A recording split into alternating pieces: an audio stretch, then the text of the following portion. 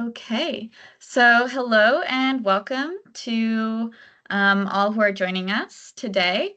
I'm Emily. I'm one of the co-founders here at Goparity. I'm here with my colleague Aditi, as well as Gordon and Oona from the Brave team, and we're really excited to bring you this presentation today on this incredible project and about Goparity as well, and how you can get started with investing with Goparity and specifically in the Brave Overdose Detection Project. Um, we have we will be recording this meeting and posting it onto our YouTube channel. So if you are joining late or have to leave early or know someone who wasn't able to attend the session today, not to worry, we'll have the whole thing posted online other than the Q&A section. So I know we're starting a few minutes late here, so I will go ahead and get started. I'll start by acknowledging that our organization, Goparity Canada, is headquartered on the traditional territory of many nations, including the Mississaugas of the Credit, the Anishinaabe, the Chippewa, the Haudenosaunee, and the Wendat people, and is now home to many diverse First Nations, Inuit, and Métis people. And I invite you all to acknowledge the land in which you're joining from. Please feel free to write that into the chat, as well as your name and anything else you would like. We'll be trying to actively use the chat feature throughout this presentation. So we do have a Q&A portion at the end of the presentation, and we'll try and save some time for that. Basically, this session aims to bring light to the Brave overdose detection technology investment opportunity, which can be found on the Goparity platform. Brave is a cooperative which makes overdose detection tools that activate life-saving community responses. And on the agenda today, we're going to be providing an overview on impact investing and how we do things at Goparity Canada. We will be expanding your knowledge on the overdose crisis in Canada and some of the tools that Brave has developed to tackle some of these issues within this crisis. And you'll get to hear from the Brave team, of course, Gordon Casey and Oona Craig, who can tell you their story behind the organization. And yes, we'll also hear from my colleague Aditi regarding the impact of this particular investment and the use of funds and all of that. So let's just begin by talking about why impact investing is important. So I recently heard this quote that stuck with me, which was, "Business is the best vehicle for impact." And whether it's a good impact or a bad impact, it's undeniable that businesses are making real change to their communities and the environment. And as consumers, there's ways that we can show our support for those businesses that are creating that good kind of impact, the stuff that aligns with our values. Conscious consumerism or voting with your dollar has really allowed many of these organizations who are taking a different approach that has a social or environmental benefit, allowed those organizations to thrive in the market. And another extremely powerful way to vote with your dollar, of course, is through investing. So that's exactly what we try to do at Goparity. We connect folks with investment opportunities that create positive social and environmental impact. But how do you measure or quantify that impact? What should we be looking for in an investment context? So it's always good, I think, to see what kinds of standards and criteria are globally accepted. And the Sustainable Development Goals, the SDGs, they're a set of global goals that cover a very broad range of social and environmental categories that we should not only work towards, but we can actually use to categorize and measure impact. So at the 2015 Paris Climate Agreement, the United Nations outlined these 17 interlinked goals for sustainable development, and those promoted positive impact on people, planet, our communities, and our economies. So these goals have been widely adopted by governments, organizations, as well as individuals around the world. And to achieve the UN's 2030 Agenda for Sustainable Development, it actually would require $5 trillion of investment into initiatives that support the SDGs, and that's $5 trillion US dollars.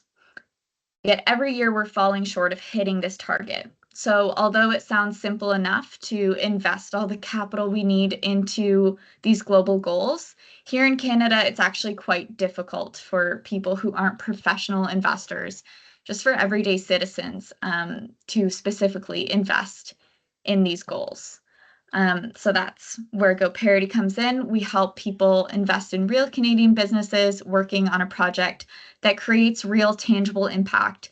And with other green or ESG investments, you generally don't see the specific impact that your dollars are having. So here at Goparity, we take a really different approach by putting transparency first, so you can fully understand the organization that's using your money and how they're using it. And of course, today we'll get a chance to dive even deeper into the transparency and storytelling aspect of Goparity investments, and you'll actually get a chance to hear directly from the Brave team.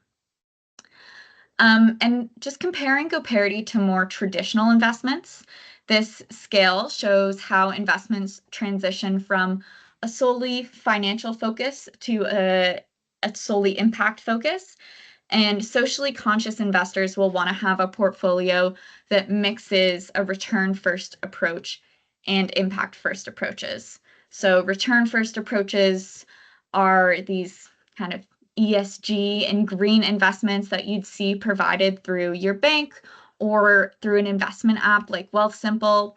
And they're a good indication that investors are looking for investments that consider factors outside of solely profit, but usually don't go to these far extents to show the positive impact that they're having. And so because of that, this space has been kind of criticized for the lack of transparency and sometimes deception. But this is still where socially conscious investors will have most of their portfolio, because there's a lot of options. And so therefore there's a lot of opportunity to diversify within this spectrum. Impact first is where Goparity Canada would fall. So we go to great lengths to show the impact and help investors really understand their investments, but also understand this whole space. So two key factors of impact first is that they're purpose-driven and they include measurable impact.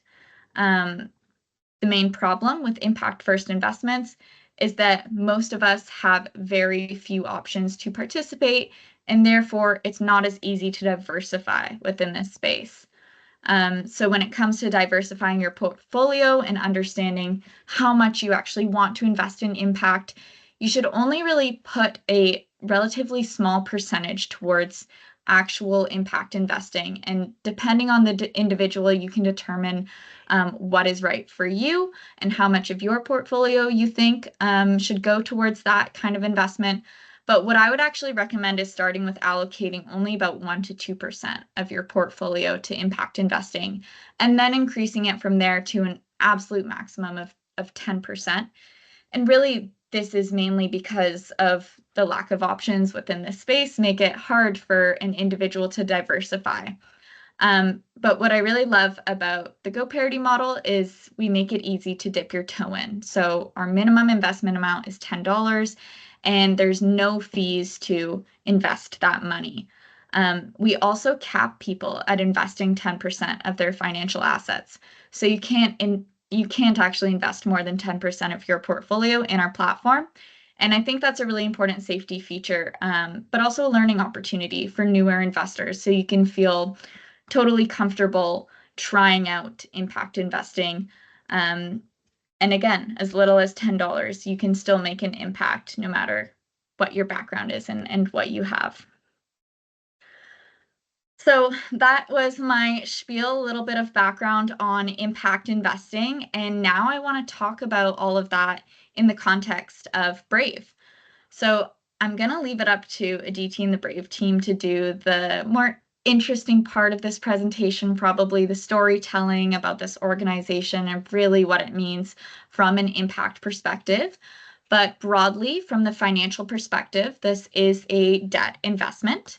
So we are raising $50,000 for Brave Co-op, which will be provided to them as a loan. On our website, you can see all of the terms of this loan. So it will have a lifetime of 3 years, meaning in 3 years' time, all investor funds plus interest should be paid back. And investors will receive quarterly payment installments, so every 3 months, which will include a part of their principal repayment plus interest. So this project pays a 6.5% interest rate, which means you'll earn 6.5% annually on your invested capital. And we actually, if that was confusing to you at all, we do have an investment simulation feature on our website, which you can check out using the QR code on the screen, and you can input how much you want to invest and the project you want to invest it in, and it will tell you how much interest you're expected to earn from the project, what your monthly repayments or quarterly repayments will be, I should say, and totally lay out your repayment plan. So again, if you want to see exactly what that means for the specific amount you'd like to commit, you could try our simulation feature. And now let's talk a bit about the financial risks of this investment. So there's 3 main risks that I think all Goparity investors should be aware of. The first being liquidity risk. So when we loan money, it's for a set period of time. So in the case of Brave, it's for 3 years. And that means that you will not be able to get all of that money back until that time is up. So if you invest $1,000, you won't get the entire $1,000 back until 3 years into the future.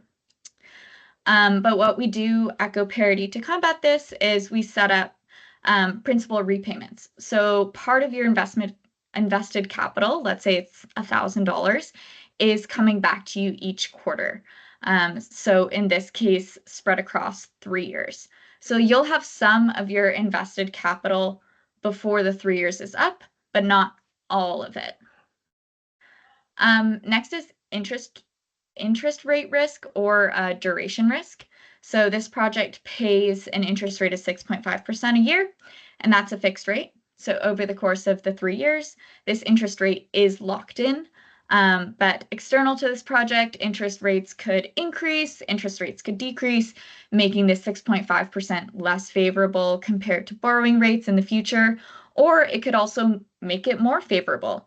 So you just want to make sure that you're comfortable earning that interest rate being 6.5%, no matter what might happen in the future, what might or might not happen in the future. And now default risk is the big one. So what if an organization is unable to pay back the loan? What if they go bankrupt or something catastrophic happens? And with business loans, this is always a consideration because it's a possibility. So you have to ensure that even in the worst case scenario, if that does happen, you're going to be financially okay with losing that money. On our end, there are many precautions that we take to assess and mitigate that risk, which you can read about in the financial viability section of the project description. We've given this project a B- risk rating because Brave has been consistently increasing revenues. They've received a profit in the last year. They have a low level of outstanding debt. So that's earned them a B- risk rating. And again, just visit the project to learn more about how we've come to that risk assessment. And that is both the financial benefits and the risks covered. So I will pass it off to Aditi to take it from here. Perfect. Thanks so much, Emily, for that introduction to impact investing and finance. I know it can be a lot to take in at once, but pivoting a little bit more towards the impact, as Emily mentioned, of what exactly is Brave Technology Cooperative? What is this project? So you'll hear a little bit from me, and then I'll hand it over to Oona and Gordon, who will get into the nitty-gritty, into their story, and really tell you a lot more about Brave. So I don't know how familiar everyone is with the overdose crisis, but I wanted to share some statistics. Each year, overdoses claim more than 100,000 lives. They also can cost over $1 trillion in North America. And I think the biggest thing is cause immeasurable heartbreak for the people and the families that are affected by overdoses. And so Brave Technology Cooperative has really stepped in here with a mission to end this crisis and save lives. And so I encourage you kind of take yourself into a space and imagine if you were able to help people who were in life-threatening situations, whenever and wherever they might be located. Sounds really crazy. How can we be there for people in any situation, wherever they are? But Brave is making this possible with their innovation overdose technologies. And they're able to activate life-saving community responses during that kind of 5-minute window that has been identified when an overdose can be detected and action can be taken. And so they're able to achieve this through three main mechanisms, I'll say. The number one is the Brave app. The second one is Brave buttons. And the third one are Brave sensors. And to date, Brave tools have facilitated over 10,000 connections to care. They've created more than 650 safe spaces and reversed over 300 overdoses. And that's just in the first couple of years that they've been in the market. So really immense impact. But if you're having kind of a hard time picturing what exactly these devices look like in practice, this next slide here really focuses on the tools and what they're able to do. So they offer real-time monitoring and emergency response capabilities. So if someone is experiencing an overdose or someone in the room, they're able to push. For example, this is the button. They're able to push on the button and call for assistance. And one really great example of this in action is Vancouver's downtown east side, where a supported housing building was really struggling with a rise in fatal overdoses. And so Brave tells a story on their website as well. But what they were able to do is install Brave buttons in 20 of the units in the supported housing. And in just 105 days, the buttons were pressed over 472 times. So you can see this is a technology that's really, really needed in these kinds of environments and this kind of supported housing space and public spaces. There's a huge, huge need for this type of technology where we're able to instantly connect support to individuals who might be experiencing an overdose or who need support. So this is all just to say, as a general introduction to Brave, you're not just funding a project, you're not just funding a regular business. It's a business that's driving forward huge and meaningful, impactful change and saving lives by making communities safer.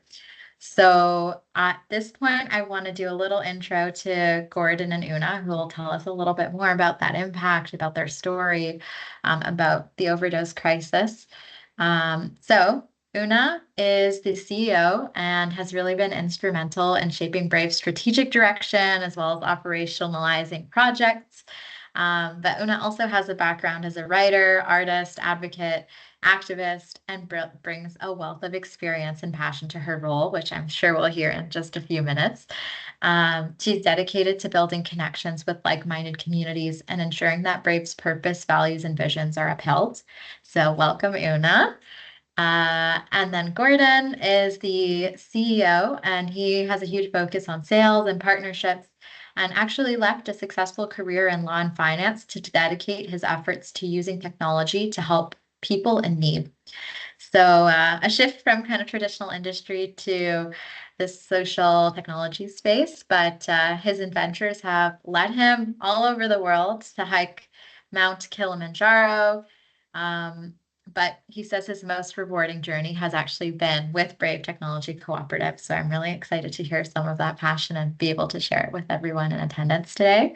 And on that note, I'll hand it over to you, Gordon and Oona. The floor is yours.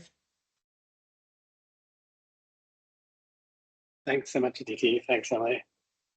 And yeah, this is fun. I was just reflecting how nice it is to actually not have to introduce ourselves and to hear other people talking about the work that we've done. Oona, and well, maybe I shouldn't speak on your behalf, Oona, but Brave, I think, is quite cautious about how we talk about our work and our impact, primarily because we're a small piece of the puzzle. We think we're a critical piece of the puzzle, and we think that we fit into a gap that has been there for a long time and is unseen by a lot of folks.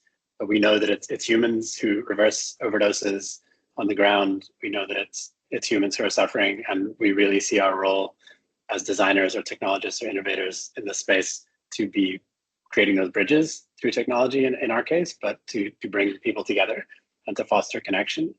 But one of the results is that we tend to downplay ourselves a bit, whereas you have permission to not need to downplay. So it's a little bit of a blushing moment, but also somewhat refreshing. Yeah, I'll start for now. I'll let Oona chat. It's so funny. Gordon tends to be very humble, and he's right. We do definitely downplay our role, and mainly because our sites are on population level impact. So when we talk about 360 overdoses reversed, we know that in the greater scheme of things, that is 1 day worth of overdoses in the US. That's not a huge amount of relief. That's not population level impact. And it's just drops in the bucket in the face of what is going on. So it's like, yeah, we're doing okay, but we one of the reasons that I started working with Gordon on the Brave projects and on Brave in general was as someone who is doing systems change and increasing quality and quantity of life in Vancouver and Kemkemale, which means place of the maples in Musqueam. I was very hyper-focused, myopic in the area that I was working in. When the opioid crisis, when the toxicity crisis hit, we were, everybody had to shift gears in 2016 toward community resiliency. So how are communities able to, what resources do communities need in order to respond to overdoses, to these extremely quickly fatal overdoses that were the tidal wave of that across the city. By 2018, we had a fairly good saturation of naloxone and response. And what was interesting was that folks who weren't using in isolation weren't experiencing the same risk as folks who were in housings or for geographically isolated, socially isolated, racially isolated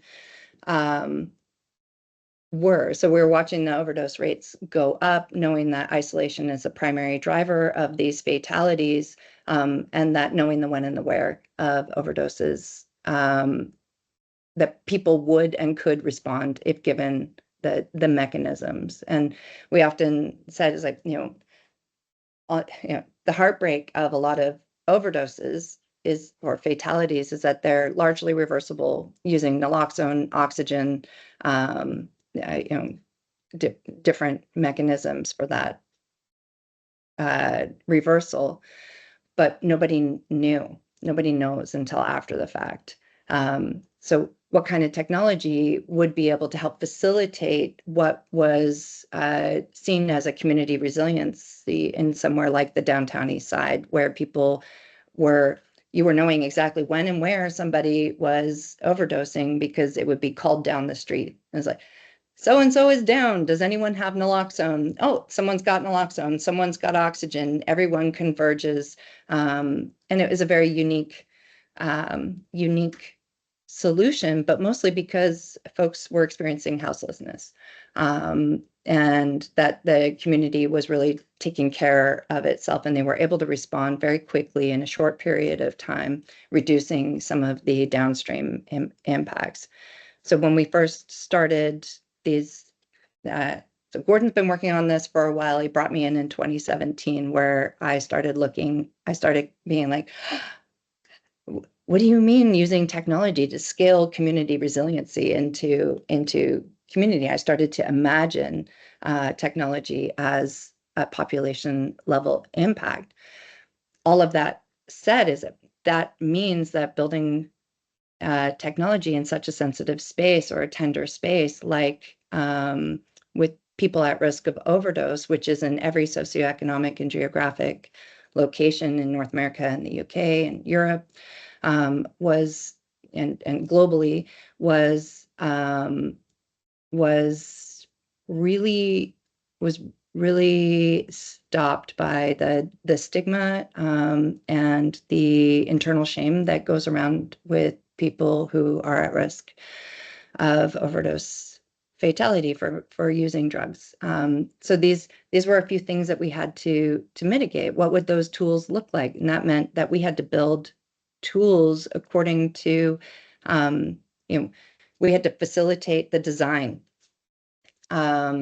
that was coming from impacted community members. And that's service providers, that's frontline workers, that's emergency service stuff, that is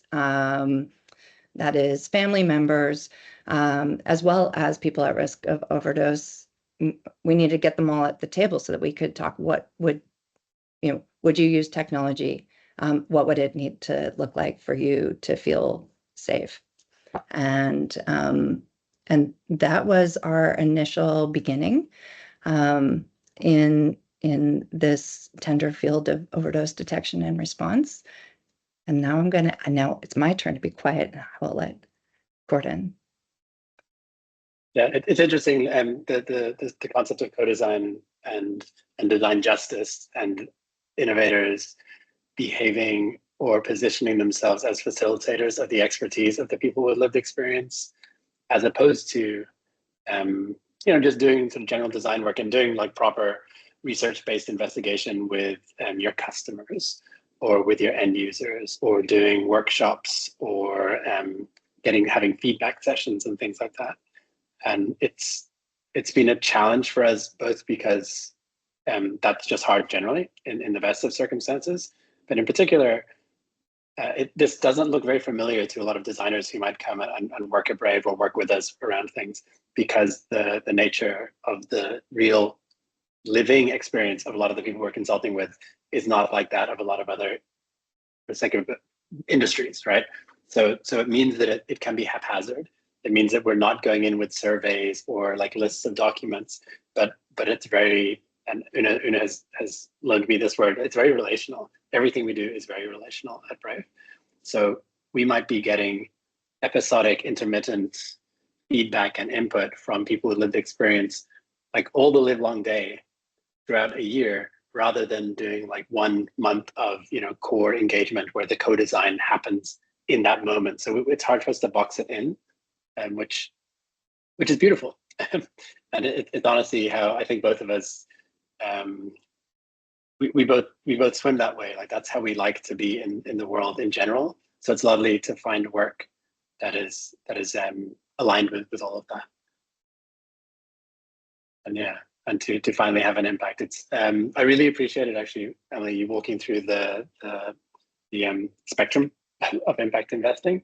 Over the years, we've met with all of those people, and a lot of them like to identify themselves as being on one place in the spectrum, but in reality, they turn out to be on your model, I guess, like a little further to the left than they might want to admit when push comes to shove. As an organization that, Oona is completely correct, 300 lives is a drop in the bucket. But I know lots and lots of startups or innovators in the impact space who literally, if they can save one life, will tell you that it was all worth it. And if for their investors or their financial partners are also saying things along those lines, like we might actually save a life with this innovation or with this intervention. So it's clearly a privilege to be in a position where we can claim to even have some role to have played in those deaths being prevented. And I will admit that I was naive. I'm too old to be naive around these things. I'm 49 now. But I was naive enough when we started to think that once Brave's tools had prevented even one death, and then maybe even 10, that at that point in time, people would stand up and start to take notice, and perhaps to find things more credible and to lend us the financial support. In particular, we have lots of ways in which people support us, and we're super grateful. But the financial support has been a challenge, and part of that is because we are really a pure impact play, right? We're way on that end of the spectrum, and it's possibly also because we, in seeking to build accessible tools that are widely available, we're a lot more like an apple a day than big pharma, right? Like we're closer to telling people to adopt healthy habits or like finding solutions in nature, than a new drug that you can make billions of dollars off. And that's very intentional on our part.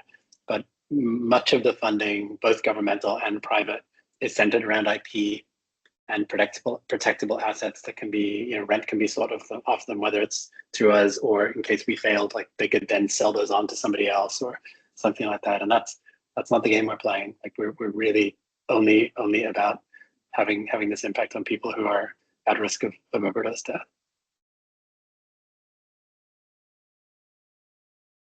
And that. Yeah, I mean, I've found that it's very interesting as we have built the tools. We have some guiding principles in which are very important, that the technology shouldn't be used in any way. So we use. Sorry, my cat is playing with the mouse. We are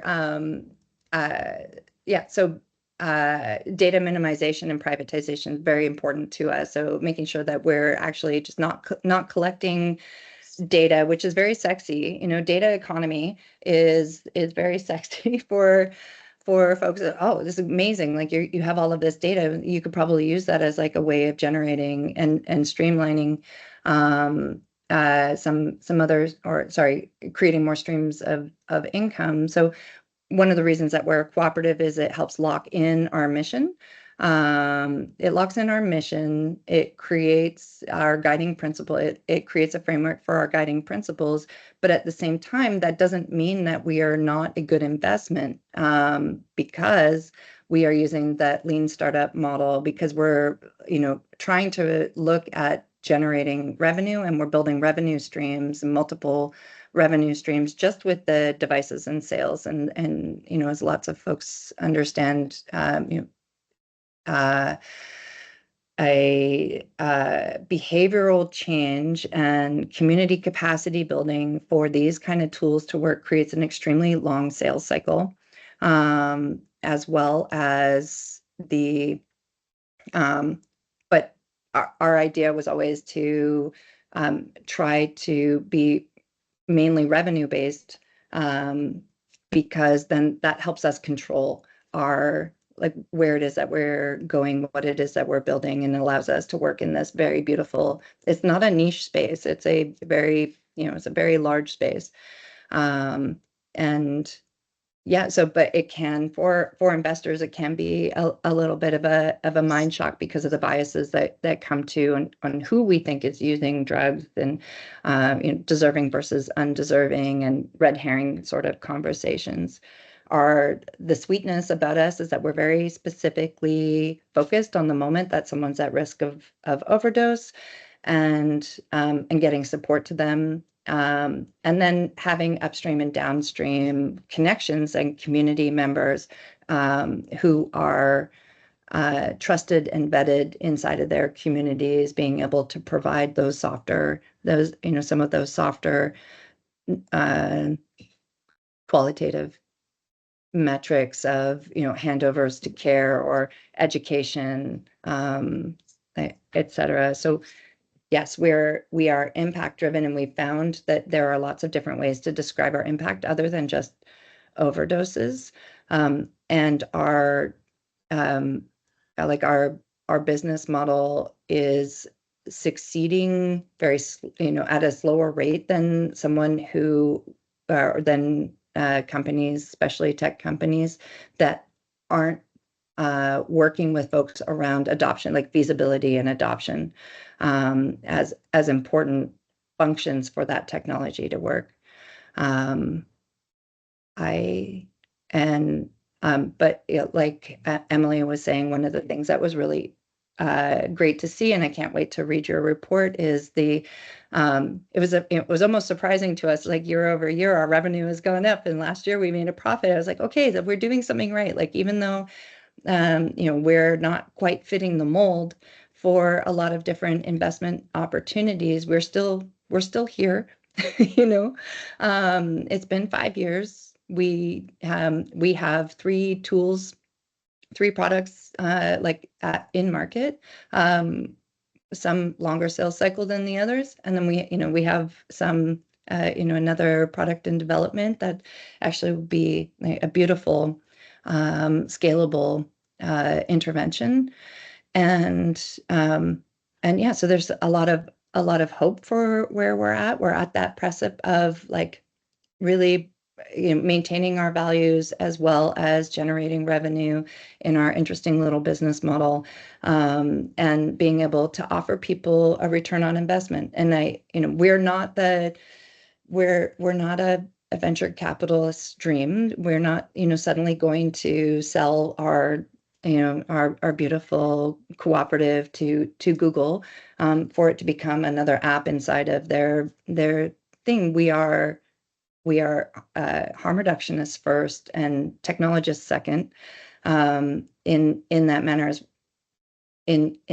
So we're able to give a humble return on investment over time, with the caveat that that investment comes along with very real world social impact, as well as socially, like the social economy impact.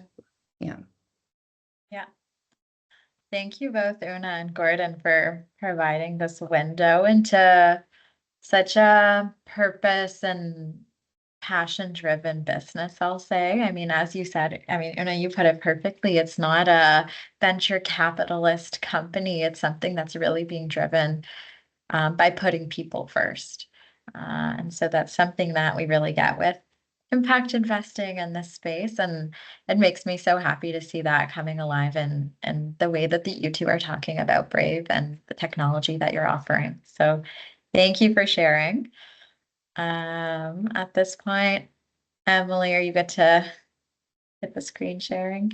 Yes, I'll jump back into the presentation. I also just really am so grateful to be able to hear from both of you and hear your stories. Yeah, what you said at the end there, Oona, I think that will really resonate with so many of our investors who are, not looking for this venture capitalist explosion, but looking for a business who has from the beginning kind of structured their decision making. Even being a cooperative just really reinforces the purpose of what you're doing, and every decision is putting purpose first, and really that is what Goparity investors are looking for. But yes, I'll get the presentation back up. Perfect. So with all that context in mind about Brave, their story, this complicated but kind of beautiful picture of how they're understanding the impact that they're having, tying in both the social economy and the financial piece. How do we at Goparity actually communicate and align ourselves with that impact? And so one of the nice things is someone looking into Brave is we're able to kind of take a step out of the business and as Gordon said, say all the wonderful things about them that they're doing. So the first thing is really their alignment with the SDGs. So as Emily mentioned in the beginning, we at Goparity align almost every aspect of our projects and the impact with the SDGs as a global framework, along with these 2 IRS Plus from the GIN network, which again falls back to the SDGs. And so which one do we really see showing up with this project? It's SDG number 3, good health and well-being. And so this project is really improving health outcomes, primarily through ensuring timely and effective overdose intervention, as we talked about earlier. They're really able to directly contribute to this goal, and it's the one that we see kind of most prominently across the work that Brave is doing. Their business model, their model as a cooperative, they're really investing in SDG number 3 and promoting good health and well-being. So understanding a little bit better the impact of the $50,000 that will be raised, it will be used as a working capital loan. So Emily talked a little bit about that earlier, but essentially what that means is it'll go into Brave's kind of larger accounts and be able to support them in many different areas. But a primary area that they're looking to grow in is being able to manufacture and build sensors and hardware for their subscription-based model. So you can see these pictures of sensors up on the screen. It gives you a very tangible image of what they look like. And so being able to build and scale this up is really going to help support the production of these devices, but also the Brave app, the Brave sensors. And so by expanding the reach of them, we're really hoping that Brave can make this life-saving technology and this piece of the puzzle available to more and more communities across Canada. So if you think about more buttons, more locations, more people supported, that's the idea with this this first loan, being able to provide a little bit of funding to scale the expansion and speed that we're able to offer, and Brave's able to offer the detection tools. And so overall, this funding is really going to have a profound impact. It's going to enable Brave to expand its reach, but indirectly, it will also help, as we discussed, another metric is helping in reducing overdose fatalities, creating connections to care, empowering community responders. So those individuals who are working in supportive households or in public spaces, being able to give them the tools that they need to better support the individuals within those spaces is a huge aspect of the technology that Brave has created. And so overall, really looking at enhanced community safety by lowering the risk and making it a little bit more enabling communication in a safe way. And so I really like how Gordon put it earlier about creating this, you have this larger puzzle, and there's so many moving parts in the overdose crisis, but this technology is really an important one, especially for that 5 minutes of critical time where that action can be taken and where support can be accessed for individuals who might be experiencing overdose. So with all that context about impact, about this funding in mind, I'm really curious if Emily, you could tell me a little bit more about what it looks like if I want to become a part of this impact. What a wonderful transition, Aditi. I would be happy to go through how you all can invest in this project. The first thing you need to do is sign up for a Goparity account. Just head to our website, which is goparity.ca. Click the big yellow button that says Open Account and provide us with some personal and financial details. And once you've done that, you'll sign a lender agreement, and then you'll have access to your Goparity dashboard where you'll see your e-wallet, which is pictured on the screen here. You won't have any money in your e-wallet yet, and maybe you want to secure your investment spot before you top up your e-wallet. So we do have a reservation feature where you can save a spot on the investment before you even commit any money. So what you would do would be to head to the project page and give the project a final review with the investment conditions, the project description, the impact description, and the financial viability. And when you're ready, you click Invest. And from there, you can input the amount you'd like to invest and see your investment limits as well. And then you can top up. So the way that you top up is, again, just on the dashboard, you'll see a big button that says top up, and you can top up via bank transfer, it does take a few days to process, and it requires knowing your online banking information or having all of your direct deposit information.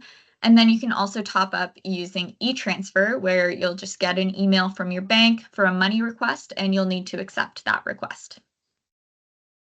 and then you're done. So as you invest more and more, you can see the impact that your dollars make. And to stay up to date, make sure you follow us on LinkedIn as well as Brave. You can follow us on Instagram as well, and just keep an eye out for upcoming projects as well as updates on the Brave project.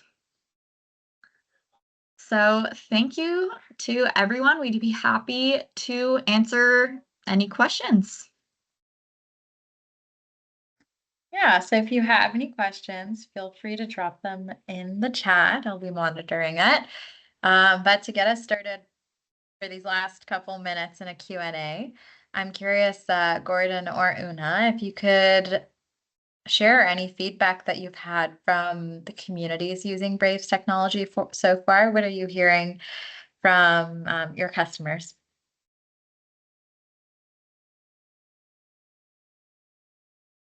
Yeah, we're mature enough now that we hear a wide range of feedback from folks. So the folks who've maybe had it for a while have like great suggestions for product improvement and those kinds of things, which is lovely. We have detailed roadmaps, none of which are being funded by this loan, but which we'd love to come to the market for. There's a lot of work that could be done to make these just like slicker products, right? Things that are easier to slip into your workflow, get the more intuitive in terms of design things. So in that sense, more traditional product improvements that you might see from a technology company. So that's all the one thing. But I mean, I'm burying the lead. The main feedback we get is along the lines of, how come I didn't hear about this before? Why isn't this everywhere? And this is changing the daily experience of our staff and of the people that we serve. So that's one thing that I don't think we really touched on, but you know, the crisis, the overdose crisis, is this huge traumatic mental health, psychological burden on people who are working at the front lines of the crisis and serving people who are at risk of overdose and who are overdosing and being reversed. For those folks, those frontline workers, it can be like a very regular occurrence to be face to face with somebody who might be dying or at risk of dying of an overdose. But even if it's not, the reality of it being potentially there is there all the time. So you have folks who are paid, not super well, who are doing a job that they get into because they have compassion and they want to work in service. But they certainly, maybe not certainly, but in the vast majority of cases, they weren't prepared or trained to be, like doctors or nurses at the front line of a war, right? And it can be a hard analogy, but it really is quite similar. It really is crisis work for a lot of these folks, and that's not what they were equipped to handle. So to a certain extent, I'm borrowing Oona's words again here, like Brave is a bit of a message of help is on the way. And so they feel that, and I'm talking about again about the staff here or volunteers or the people who are at the front lines, that they feel seen and cared for and supported and a bit of relief. So yeah, that's some of the feedback. Yeah. I mean, also not to be blunt, but also to be blunt is it as far as near misses. It's so much nicer to go check on someone who has asked for it, or to go find someone before they have died. It is very hard on community members, on service providers, on coffee baristas to walk into a washroom and find someone who has passed away. That is an emotional toll that is part of that ongoing community and heartbreak again of this crisis at large. And to be able to have design tools with folks who work in housing and then kick them back to them and have them say, a month after we got the system up and running and everything was smooth, we all took a look around and took this deep breath and was like, what is this? feeling of not having to be hyper vigilant. And like, did I remember that, room 203 hasn't checked in? I haven't seen so-and-so for 2 days. Did I check the bathroom before I left last night? That reduction, that deep breath that happens enables people to be able to focus on their job, which is the community care piece, to develop those so they don't become, they're not the system. They are the activators of connection in that space, and they don't have to be as hyper vigilant. So that tends to also be a lot of feedback that we get. And then for people who are at risk of overdose, or people who use drugs who find out about what it is. I never knew this existed. I downloaded the app. I talked to people. It was amazing. I felt safe. I felt protected, and I felt seen, that I was in need, without having to have someone tell me, tell me what it was that I needed. It was exactly what I needed. I just want to stay safe, Yeah. Yeah, I appreciate the perspective from both the individuals who may be pushing the button and the one who's receiving the notification, from both ends, because I mean, from every perspective, it's a very serious and has a toll. This crisis, it has a toll on everyone who's interacting. And so I don't think we think a lot about the people who are on the front lines giving the care. It's such an important piece of the puzzle, as you mentioned. So thank you both for sharing that insight. I'm seeing a question in the chat here. Gordon mentioned that Brave fits in a small gap of a big puzzle of the social impact area. How does Brave identify and aim to fill in that gap? Yeah, and specifically when I'm talking about the gap that we fit in, it's the gap within the ecosystem of people who are trying to reduce overdose deaths and serve people who are at risk of overdose. The gap that when we started, the initial idea for the products that we've ended up building was to create digital or technological versions of supervised consumption spaces. So to take that experience and do what it was doing through technology. We later came to understand that really what we were doing was providing overdose detection tools. And I had this beautiful experience last summer when I biked by a person who was having an overdose, but I didn't recognize it because he was sitting up. But a person who was walking by was walking their dog, and unlike me, had no training in how to recognize the signs of an overdose, just thought that this looked wrong, that the state of the person. And I know that because I spoke to her. And so I stopped because she had stopped and chatted to her, and then we successfully revived him, and paramedics arrived and whatever. And as she left, and I realized that in this instance, she was the overdose detection device, right? She was doing what we try to do with our technology, and how beautiful that this person who was confused by what she was seeing had just stopped and cared enough, and how ironic that I didn't recognize it, but also it taught me something about our own technology that I didn't understand. So all which to say, part of what we do in terms of trying to recognize where the gap is and where the opportunities are from a gap filling sense, not from a financial or market sense, is to stay alive to these issues and what's going on. And we see quite clearly where our technology is working, and that makes it clear to us where we're missing, what we're missing, whether that's in terms of demographics or situations where our technology is not a fit, etc. Yeah. If that makes sense. And I just want to hop in. I know we're running out of time, but on that is filling the gap also means, or looking for the gap means creating collaborations and consortiums with other like-minded folks. We could not build enough tools to do all the work necessary in order to address the isolation, driving, overdose fatalities. But we can also work with like-minded and collaborate with folks who have similar missions, who are doing this work, and help each other in that in that space. So, and to that end is innovating in many different realms, and bringing in partnerships to create other models and other tools, other products, and to test them in real world settings, so that there is a continuum of opportunities. There's a continuum of types of technology, because what's going to work for one particular demographic is not necessarily going to work for something else. So we're able to focus on a very specific set of democratized methodologies, where that's what we're working toward. But that doesn't mean that